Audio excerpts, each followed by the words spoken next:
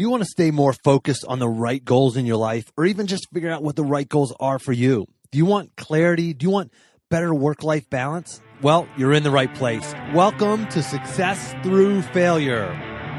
Welcome to the Success Through Failure podcast, the show that reveals failure as your path to success. You'll listen to intriguing interviews with some of the most successful people on the planet and learn how their failures became a launchpad for success and how yours can too. Here's your host, former Division I All-American wrestler, former Division I head coach, speaker, and personal coach, Jim Harshaw. Welcome to another episode of Success Through Failure. Today, I bring you Akshay Nanavati. You're here because you want to learn. You want to make the most of your time working out or driving or whatever else it is you're doing right now. And I'm like you. I learn a ton from listening to great shows, but I don't always remember everything that I learned. Sometimes I don't even get a chance to listen all the way through the episode, so it's almost like I'm wasting my time because I'm not putting this stuff into action.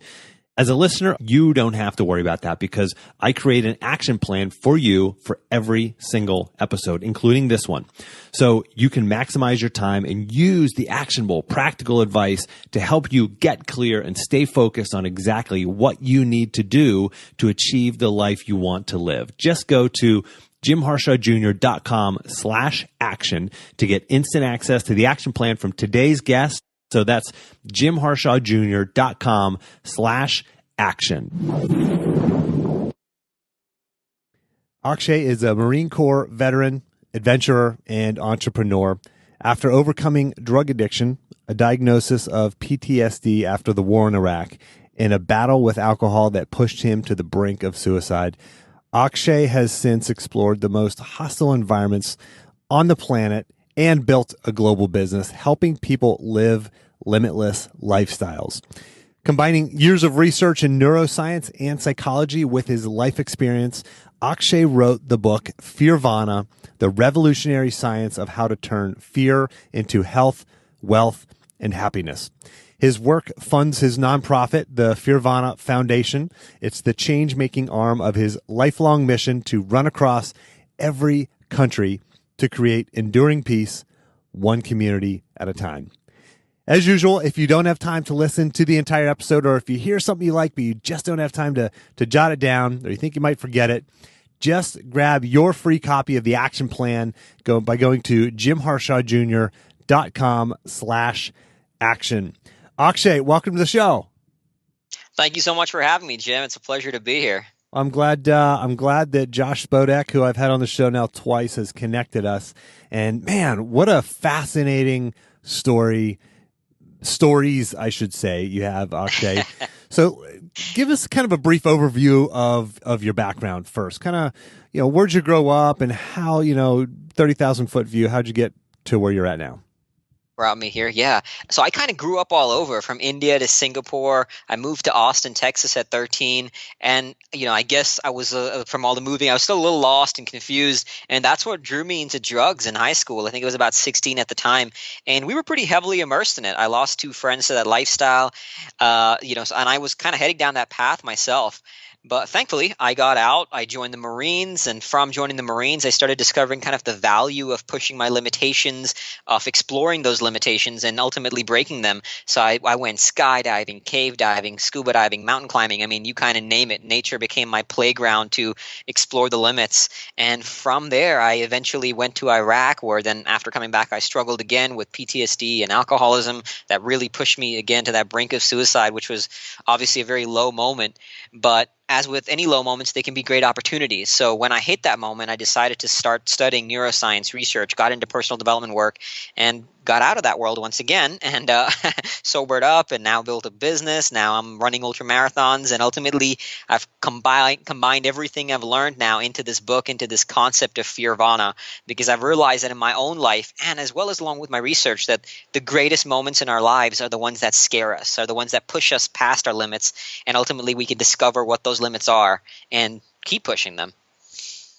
And so I want to talk more, of course, about your book Fearvana and what is what is Fearvana. But first, it's easy for the listener to hear you talk about drugs and alcohol and death in high school, losing a couple friends and yourself being pushed to the brink of suicide and all these tragedies and in dark times that you've endured. And we kind of, it's easy for them to sit and hear that and, okay, that's just his story. And now here he is. And I don't know if people always kind of can really connect with that and really understand that was your reality. That was your truth. That was your day when you woke up in the morning. Yeah. Can you take us back to that time in high school, and kind of that journey through drug addiction? Yeah, absolutely. I mean, I talk about it now very casually, but I promise you I could not for a long time, especially more recently with the PTSD and the alcoholism. That was something I couldn't even really talk about until, recently I've kind of processed it. But with drugs, I mean, I was very heavily immersed. LSD, cocaine. I remember one time doing 18 hits of acid, which was just insane, Wow. and we used to do this consistently. And it was one of those things that I was at a phase in my life that I would have done anything that came my way. Drugs was my way to my path to sort of push my limits. I was the first one in my group that went from marijuana to the harder stuff, and drove one of my, well, actually, I wouldn't say drove, but me and one of my other friends who was one of the two that passed away, we were the first to start doing the hard stuff. And I was just in that kind of extreme phase that ultimately I channeled it into sports, but it was bad. And like I said, I too could have easily headed down the path. I mean, the things we did were just insane. Driving cars down these huge hills with, I could have easily, if another car would be coming across, like we could have easily hit that car, potentially killed somebody, and we used to do these crazy things where looking back now, I'm like, what was wrong with me? I even got arrested for lighting a microwave on fire, which was one of those, again, silly things that we did. And it was a silly, definitely silly, but dark world. And now I can kind of laugh about it as a story, but not so much when I think about the friends that I've lost, and many of them to this day sometimes still are not fully out of that world. Yeah. And then so you journeyed through that and then PTSD. I mean, another dark time in your life, right? Yeah, when I got back from the war, it was hard. When I joined the Marines, I volunteered to go to war as much as possible, and I didn't get my chance till about 3 years later. And I say chance like it was an opportunity, but in some sense, it wasn't about sort of this. I wasn't some war hungry, maniac. It was about exploring my limitations, but also serving. I wanted to go, separate from the politics of the war. Having gone out there, I thought we could have done some good for these people. And I had local Iraqis tell me that, I feel sorry Americans have to pay in blood for Iraqi freedom. And again, I didn't agree with the politics. We shouldn't have gone in. All that stuff is there. But out there, you're doing something with purpose. You have meaning. Life is simple out there. Coming back to the quote unquote normal world was much, much harder. It's, it's much more complicated. There's always, what do you do with your day? And you miss that simplicity. There's a kind of gift to when to adversity, when all you have to worry about is living or dying. There's a kind of beauty to that, and you miss it. And I did miss it, and that's what really struggled and drove me to kind of keep running away from myself. And ultimately, alcohol was an avenue for that. And so it's interesting to say it's simple. It's certainly not easy, but it was simple. A simple life with a clear purpose Exactly. of what you had to do on a daily basis. Again, not easy. Most people haven't experienced war, but a lot of the folks that I work with, a lot of my clients that I coach, they have experienced athletics, and that life again is simple, but it's not easy, right? It's simple. You have a clear mission. It's to make this, starting lineup or win the championship. I mean, it's a pretty clear binary life. But now we get out into the real world and things aren't simple, and we don't have a lot of people just don't have that purpose. I want to talk about. Absolutely. Go ahead. No, absolutely. I mean, in fact, you mentioned athletics, but athletics was my salvation for that very reason. I mean, it brought me out of drugs the first time, and then brought me out of alcohol and all those low moments because of that, because it really replicates the simplicity, and it gives you that gift of adversity. I think adversity truly is a gift. That's partly why, although yes, life at war was hard, but there was a beauty to that hardship, and it's actually much more in some ways pleasant, ironically, than sitting on a couch all day watching TV. And it's the same thing with athletics. I mean, running ultra marathons, working out in the gym has replicated that beauty and the gift of life in that kind of adversity, but in a more in a peaceful setting. Yeah, and so I totally understand that. Absolutely, and that's kind of where I was gonna go next is what brought you through PTSD? What got you out of drugs? And it sounds like it was the purpose that you found in this case, athletics, in pushing your boundaries in a different way, right?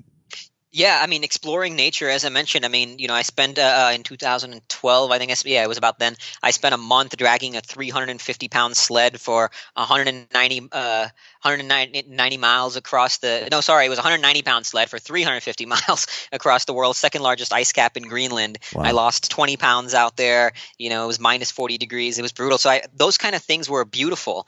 And although I love exploring nature, then I started building my business. And what I've essentially now learned to do and found the meaning to do is replicating the simplicity of those kind of adventures, because life in Greenland is very similar to life in war. There's a purpose. Every day you wake up, you're following a routine. There's a mission. It's hard. There's that kind of gift of adversity, but there's also those moments where you hate everything in life. But I also think anything worthwhile is doing, at some point in your life, you're going to hate it. I mean, writing my book, I absolutely hated it at some point, but it was totally worth it, I think. I think I've written something that's been meaningful and going to make a difference. So anything worthwhile is like that. Same thing with building a business. So I've now learned to replicate the gift of that simplicity into the quote unquote normal world. And how do you do that? How do you find that simplicity? Because I mean, we're pulled in.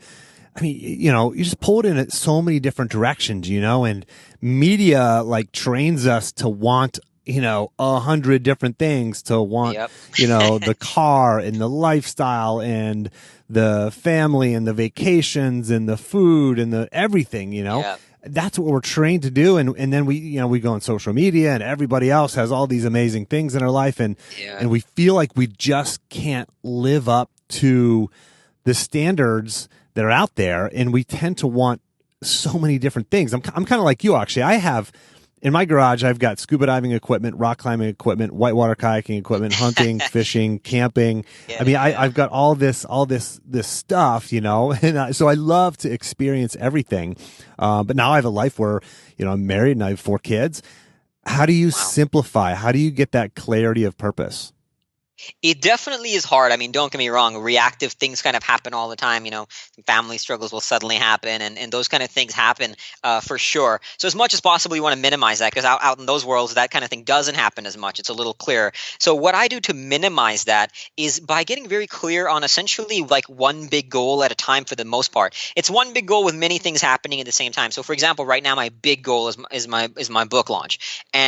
And in the meantime, obviously, I'm still training and doing things like that. I'm still running. I'm still exercising. But that's my one big goal. So to replicate the simplicity, what I do is I build checklists for everything. So, I mean, I have a checklist for what I do when I wake up in the morning. I have a checklist for what I do when I go to bed. I have a checklist for what to do on every single day. And then what I do is, in Greenland, for example, what we would do is we would ski for 1 hour to 1 hour 10 minutes, and then stop for 10 minutes to eat food and water. And now what I do is I replicate that in my work life as well. So what I'll do is I'll have 1 hour to 1 hour 10-minute chunks of work, break it into a 10-minute break, and then I have a checklist for what I will do, what are good work break activities for me, and then during 1 hour chunk I follow one specific step. So essentially what I'm doing is I'm removing thinking from the process to follow a systematized plan of action.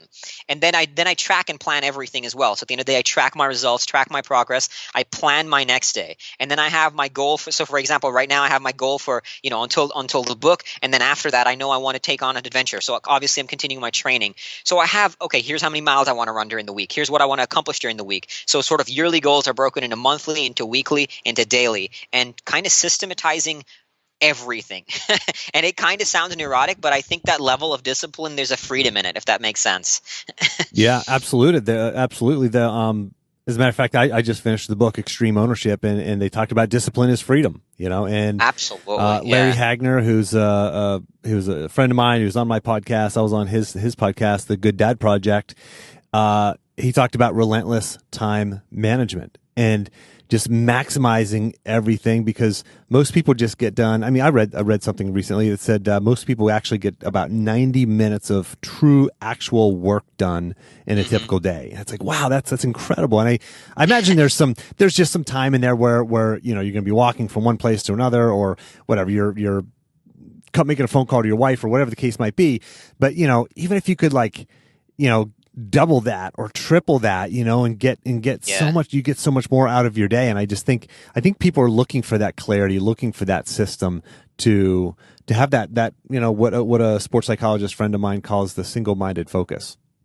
Exactly. And that's why I think if you break it into those chunks, during that chunk, then it's single-minded. And like what I like to do is actually track what I'm doing during that chunk. So I use just sort of a tactic is I use a time tracking app called A Time Logger. So let's say, for example, during one chunk of work, I'm writing, then I'll hit writing. So it's kind of like I'm keeping awareness, because anything you want to improve, you want to track, you want to have some feedback. So, ultimately at the end of the day, I can say, because a lot of times, before doing this, I'd go through a day and be like, okay, what did I actually get done today? Because activity is different from action, like actual meaningful action.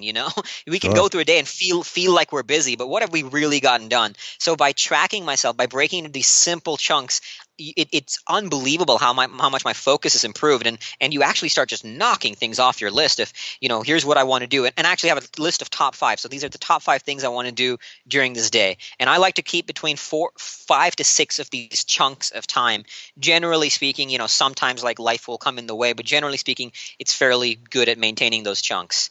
So you'll do that on a daily basis in the morning or the day before. You'll identify sort of 5 or 6 chunks of things that you're going to do today, and then you'll break those up into those hour to hour and 10-minute segments.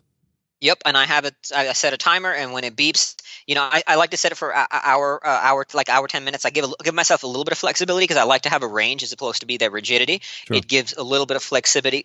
Sometimes an hour seems like an eternity. Other times, an hour, 10 minutes will go by like it was nothing. So I give a little bit of that flexibility. But when I know, okay, today's list is top 5 things. I learned this top 5 strategy from Jack Canfield, the Chicken Soup for the Soul author, and just doing top 5. So then it breaks down life into simplicity, right? Like in Iraq, for example, there's you go and you follow this mission. Your life is that mission, and your men. So right now, it's like my day is this mission, and then all I got to do is break it into these chunks, and that's it. And I like to kind of combine 2 chunks at a time. So this is what I find that's worked for me. And I know, for example, there's the Pomodoro Technique, which says you work in 25 minutes and 5-minute break. I didn't like that. I thought that was too short for me. It broke my focus more often. So I do it this way. You don't have to figure out what works for you. But by doing 2 of these chunks at a time, then I'll take a longer break, maybe for lunch, for for a meal, or for a workout, whatever whatever it may mean. But I like to do 2 chunks in the morning, 2 in the late afternoon, and then 2 at night. Like, I'm a good night worker, so I'm not one of those early risers. I love working till 2 a.m. The nighttime is actually one of my most productive times. So I tend to, that's how it works for me, and I found that to be very successful. So I stick to that. Yeah, and it's interesting. I use the Pomodoro Technique, and like you said, 25 minutes is sometimes too short for me. So typically what I'll do if I'm going to use the Pomodoro Technique is I'll do in the mornings, I can do longer ones. And in the afternoons, I do shorter ones. Just, I don't have the psychic, the mental energy in the afternoon that I have in the morning. So in the morning, I can do longer ones. So I think people just need to try. They just need to, Exactly. There's no perfect way. There's going to be, there's your way, there's my way, there's a million different ways, and finding that system. But it's good to have these sort of ideas of what other people are doing, going, oh, okay, I didn't think about that. So those are really helpful. Actually, I appreciate the feedback and some of those. And like you said, I myself came up with this system through practice. It was like, okay, what's working, what's not working, and now I've gotten that down into a fairly good system. But yeah, you'll learn more from doing than you'll learn from anything else, from action than from consuming knowledge. That's the best way to figure out this works for me. Yeah, and by the way, those 2 questions, what's working, what's not working, those are my favorite 2 questions to ask when I'm coaching somebody. It's those are such simple, powerful, clear questions that get right to the core. So absolutely. So Fearvana, let's talk about Fearvana. What is Fearvana? So I actually define the word as the bliss that results from engaging our fears to pursue our own worthy struggle. And what I mean by our own worthy struggle is everybody has what I think there's that worthy struggle. It could be running a marathon, building a business, running a podcast, raising a child. Anything, playing chess. I have a friend who's a chess player, who's writes movie scripts, whatever it may be. But when you commit yourself to to some goal, it's going to be hard. It's going to be scary. There's going to be risks you're going to have to take. But there is an immense bliss in that. Studies have also shown, the largest study on happiness also showed that the greatest moments in our lives are those moments that push us to our limits and beyond. So that's what I define Fearvana. But really the idea is, how do we turn these seemingly negative emotions of fear, stress, anxiety into positive and into our allies?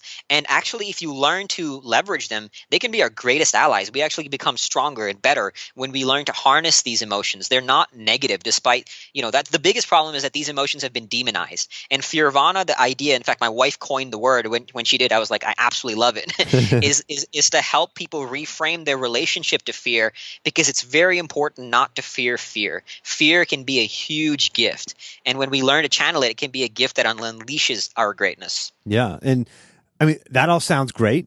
Everybody's faced fear. Everybody has some fears in their life right now. How do we do that? How do we harness it? I mean, how do we go, okay, I've had this terrifying experience or this bad experience in my past, or I'm experiencing it right now.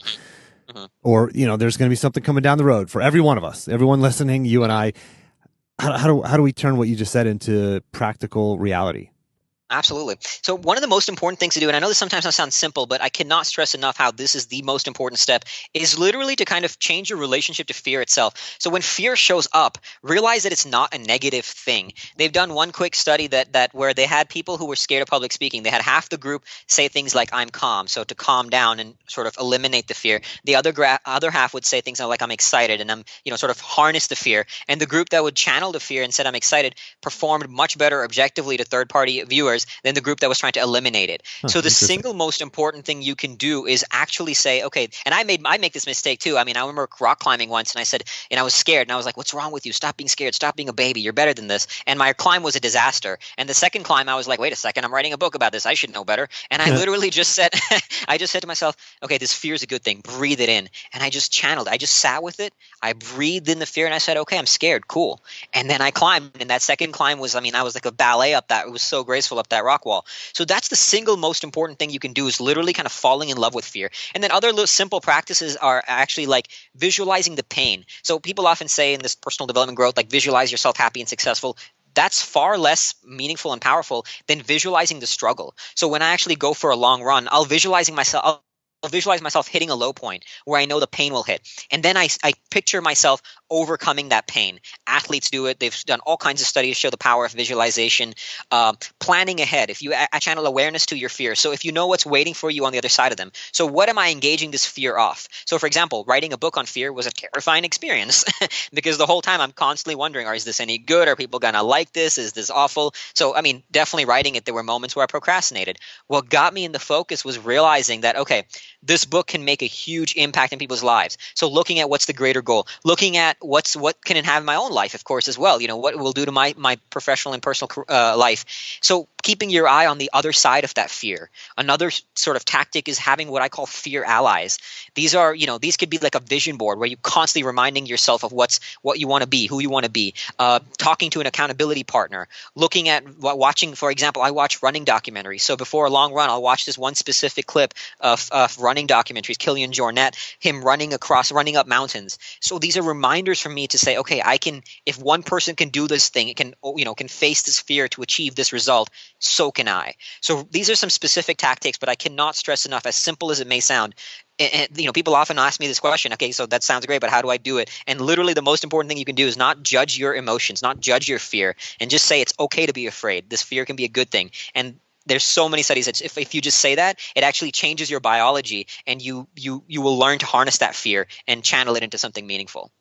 Wow. So we're talking about a complete control of your mindset, not just letting emotions happen and letting yourself be dictated in your actions, just kind of be dictated by default, but actually recognizing the emotions, which comes from mindfulness, which comes from, journaling and meditation. I think these sort of ways to hit the pause button in our life, but recognizing these emotions and then accepting them for what they are and embracing them. Cause that's interesting because you talked about the public speaking thing before, and I was like, wow, I would think that, saying I'm calm is the better thing, which is something that I do before I speak, and I speak a fair bit, and I still get nervous every time. And I try to say I'm calm, but I'm going to try the opposite, saying, I'm excited. And actually, I have actually some of that in my sort of pre-talk routine, but I think I need to have more of that because that makes a lot of sense. Give it a go and see if it works. I mean, I actually once I remember I was doing a talk and I wasn't afraid, and I was like, wait, I actually psyched myself up to get afraid. It was just like it would sound crazy, but I actually feel like I perform better because when you change your relationship to fear, to struggle, to pain, like any of these words, to stress, suddenly they're not negative. I mean, they can be equally as much of a gift as happiness, as joy, as any of these quote unquote positive emotions. I mean, to me, there's literally no such thing as good or bad emotions. Any emotion can be channeled into something meaningful. I mean, even guilt, for example, guilt is often, I hear many personal development gurus say it's the worst emotion, the most destructive. But when I came back from Iraq, I felt really guilty. I had lost a friend out there before I even went to the war. I felt like I should have gone with him. I felt like it should have been me that died instead of him. And for a long time, that beat me up. I mean, I wouldn't be able to talk about it the way I am now. Many people told me, you shouldn't feel guilty. And rationally, I get it, right? Like if I had gone with him, a million things could have separated me from being in his position and he could have still died. But emotionally, I couldn't get rid of the guilt. And now I've learned to channel that guilt. In fact, on the front of my little tracking and training journal, I have his picture with me standing there, and it says to me, this should have been you, earn this life. Wow. And remembering that I could have been there, that I even felt like I should have been there, and I wasn't, let me do something meaningful with this life. Let me give back. Let me earn it. So guilt has now become a driver for me to stay sober, to focus on doing something meaningful in the world. So anything can be a gift as long as you choose it to be. Wow, that's powerful. So this isn't just for people who are facing, PTSD or, extreme fear like war or even, rock climbing. I mean, this is for people who are nervous about, making a presentation tomorrow at work or talking to their boss or starting a business or taking the leap from what they're doing now to what they truly want to do, those sorts of things, right? Exactly. I mean, funny you mentioned that. I was working with somebody who once told me that, I just need to wait for this fear to go away so I can quit my job and start your business. And I told him that's your problem, that you're waiting for the fear to go away. Because he made the fear mean that he was weak and that fear was like a sort of a bad thing. So he couldn't quit his job yet. He needed to sort of be strong and I said, courage is not the absence of fear. It's the engagement of that fear. So I said, your problem is that you're waiting for the fear to go away. It's natural to be scared to quit a job and start a business. It's extremely natural. So embrace that fear and choose to say, okay, that fear is normal. It's human. It's a good thing. And then it'll help you quit your job and start your business. Yeah, it's interesting. One of my prior podcast guests, Richard Ryerson, interviewed Steve Forbes on his podcast, and he asked him, when does the fear go away? And, the fear of achieving big things and all the things that it takes to achieve those big things, all the things that you have to do along the way. And he said it never does. He goes, you always have to face it. You always have to deal with it. And that's so interesting to hear that's it's normal. It's part of what we have to get through to get to where we want to go. Yep. No matter how it shows up. And so one of the sort of adversities that you've placed in your life is to run across every country. Is that right? That's the plan. Tell me about that. See how it goes.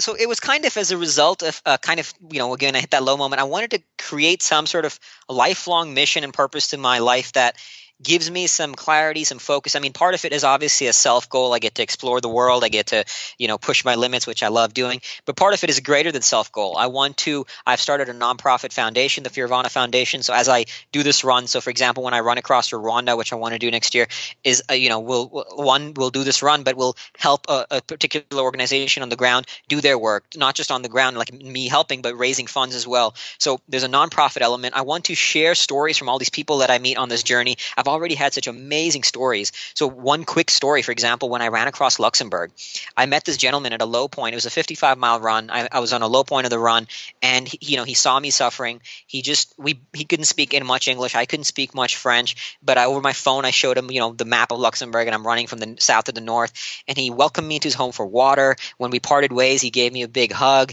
and he sort of wished me well. And it was this beautiful human moment that I think if we shift the tide and show these human moments, show that there's greatness in all of us, instead of like watching humanity destroy itself every time you turn on the news, it suddenly shifts the tide on what we are and who we can be. So what I want to do as part of this mission is share these kind of stories, meet more people, share these stories, and create a sort of digital platform for people to see that there's heroism within all of us. There's beauty in humanity. And I think if we do that, we can shift the perspective and ultimately shift our actions and have that snowball effect in a positive way. So it's kind of that self goal and greater than self goal as well. And it's interesting that the part that you talked about every time we turn on the news, we just see death and destruction and humanity hurting humanity. And that's part of what I feel like is this sort of environment that we create for ourselves, of negativity and fear, where that doesn't always have to be sort of what we're feeding into our mind, because there's so many other things that are truly going on around us that are absolutely incredible. And I traveled years ago, but I traveled through Central America by myself, me in a backpack, and it was just amazing. The people who I met who just brought me into their homes and helped me and cared for me and gave to me when they had next to nothing to give, and just the incredible humanity and the incredible sort of kindness of complete strangers. You know, we've all experienced that. I think we need to remember that. We need to know that that's out there. It's there always. We don't always have to have our defenses up at all times. Yeah, exactly. And I'm hoping to share more of those stories as well, because like you experienced it, and it's a beautiful thing when you get to see that. Yeah, absolutely. And yeah, you have a lot of miles of adventure coming up, so I'm looking forward to following that. Yeah, it's one of the things too. I don't know if I'll ever finish or when I will, but it's more about the journey than the destination, you know? So even if I do 50 countries by the end of my life, so what? That'll be pretty cool in its own right. 50 more than most people. So Akshay, let's get really practical and actionable for the listener. And we talked about some really practical stuff that you've given us. And maybe you can give us something that the listener can do in the next 24 to 48 hours. And maybe you've already given it to us. Maybe it's sort of recognizing our fears and embracing those emotions. But an action item the listener can take in the next 24 to 48 hours to really start moving towards their goals. Absolutely. So I mentioned earlier some of the habits that I do. Those I think are just useful. But within the next 24 hours, here's what I suggest based on all my research and sort of peak performance and mastery is you always want to attach awareness to action and action to awareness. So to combine this two, I got some specific, sort of 5 specific steps you can take in the next day. So 1, choose one specific area what you want to improve in, whether it be running a marathon, improving a business, whatever. Choose one area. Find one person who's great in that area, if possible. I mean, more than likely you'll be able to find at least one. Find out what they're doing and how they're doing it. So, for example, I told you Kilian Jornet is a runner. I found out he's training 25, 30 hours a week. Here's how he's training. I get some sense in that. Okay, that's here's a way to achieve that goal. Number 3, set a clear, large goal. So very clear. So for example, I want to run a 50-miler by the end of the year. That's a very clear goal. Break it down into small chunks so you can have measures to track the feedback. That's step number 3. Step number 4, take one action to work towards one of the chunks and ensure that action is uncomfortable, scary, and outside your comfort zone, because that's the only place you're going to grow. Love that. So if it actually forces you to hit a point in your head where you want to quit, that's even better, because the more you battle that force, then you will find that's when you discover a new you. So for example, in this running example, it could be, let's say I'm comfortable running a 10-miler. Let me go plan a 20-miler. And it'll be hard, it'll be miserable, it'll be painful. And if I hit that moment where I want to quit and I don't, I will find a new level, a new me in that moment. And finally, step number 5 is in that session, write down what worked and do more of that, and what did not work and how you could improve. So this is literally something you can do in the next 24 hours. And then to kind of sustain the lessons from this is keep using the awareness of what you learn from from people who are doing it well, and your own action to continue engaging your willpower and build habits. And like you said earlier, the only 2 steps to sort of mastery are find the problem, fix the problem, find what's working, and do more of it. Yeah. So you could do these 5 steps the next day, and then sort of that 6th step is something you can do as you continue the lessons from what you're gaining to improve in that one specific area. And you'll keep choosing one area, and you'll keep improving in that way. Yeah, that's great. Extremely concrete, extremely actionable, and something we can do in the next 24 to 48 hours. So that's perfect. So Akshay, I always ask my guests to tell us about a time that you failed. And maybe you've already shared that story because you've given us a bunch of amazing stories. But we look at a guy like you who's accomplished so much and has this incredible backdrop on your life, and these incredible stories are just woven into the fabric of your life and your persona and your brand right now. But is there a time where you failed, and as a result, you felt just totally hopeless, like had that overwhelming self-doubt that comes with failure, and how you overcame that? Sure. I'll share. I've shared, a few beyond the drugs and all that, but I'll share one of the more recent ones. So I actually broke my sobriety. When I got sober, I broke it a few times actually, and that was that destroyed me. It really made me feel like, I was sober for quite a while, and I broke it. And then, so I started looking at find the problem, fix the problem. And I realized I had beaten all my alcohol triggers, like with going to a party. Like none of that bothered me, but there was one trigger that was still a struggle, was when I was completely alone. So I started delving into that, finding the problem, fixing the problem. And I found now my greatest fear today that I am engaging, that I'm working on, is stillness. And I think when you can truly embrace stillness, and this literally can be not even just meditating, but one thing I do, and I've learned this from an endurance athlete friend of mine, is before like a long run, I'll sit and stare at a wall for like, he does it for up to 12 hours and goes running for 12 hours right after that. I don't have the capacity yet. So I'll do it for maybe an hour and a half, and you just be still with your own consciousness. And it's a scary, terrifying, and beautiful thing. And you can't have any stimuli. So no music, no TV, not even a painting to look at, just an empty wall. And I've realized, and now by doing this, I mean, I would recommend starting for, start 15, 20 minutes and build your way up. I'm at about an hour and a half, but my friend who does this, he would do it for 24 hours up to, and then go biking for 24 hours right after that. So he's an endurance cyclist. Sorry, not a runner, an endurance cyclist. He actually did the Race Across America, which is the toughest endurance cycling race in the world. So awesome guy. Wow. But anyway, so stillness is, that was a big failure when I broke my sobriety, and now I've ultimately learned what the problem was, and I've fixed the problem, and now I managed to maintain it. So success really through failure. You learn through failure. Exactly.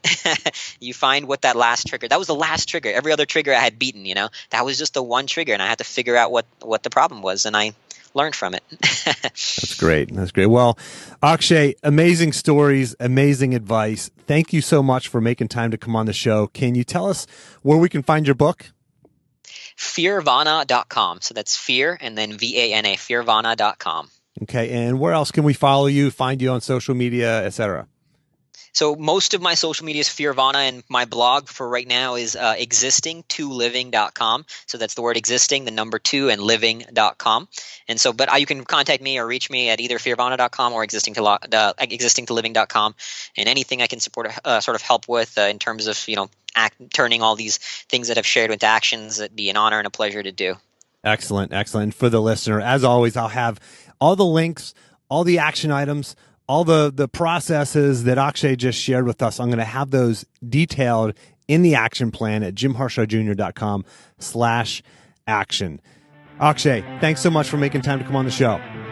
Thank you for having me. It was a real pleasure. And for the listener, until next time, take the time to get clear on your goals and embrace failure as a stepping stone on your path to success.